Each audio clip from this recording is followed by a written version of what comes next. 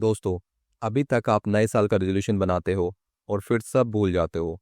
लेकिन अगर आप सच में बदलना चाहते हैं तो सबसे पहले अपने शब्द बदलने होंगे, क्योंकि जैसा आप बोलते हैं वैसा ही सोचने लगते हैं, और जैसा सोचते हैं वैसे ही आपकी 2026 की ज़िंदगी बनने लगती है। आज इस वीडियो में हम 5 ऐसे वर्ड्स और सेंटेंस को बदलने वाले हैं जो आने वाले साल में आपकी डायरेक्शन बदल सकते हैं। तो चलिए शुरू करते हैं। पहली बात, अभी तक आप कई सिचुएशन में कहते रहे कि मैं ये नहीं कर सकता।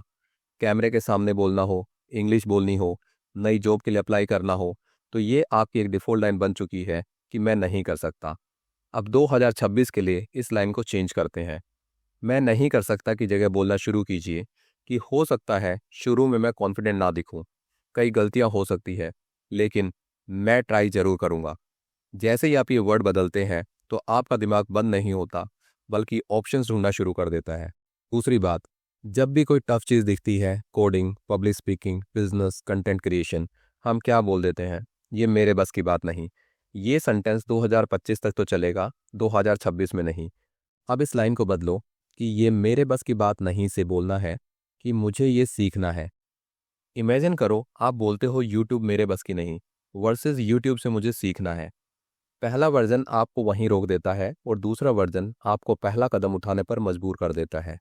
पॉइंट नंबर 3, फेल होने के बाद, रिजेक्शन के बाद और एक छोटी सी गलती होने के बाद भी बहुत से लोग खुद से एक ही वर्ड बोलते हैं, मैं यूजलेस हूँ, मैं बेकार हूँ और मैं कुछ नहीं कर सकता। ये वर्ड्स अंदर से आपको तोड़ते हैं। और अब 2026 के लिए एक नया सेंटेंस बनाते हैं, मैं परफेक्ट नहीं हूँ लेकिन मैं इम्प्रूव कर सकता हूँ।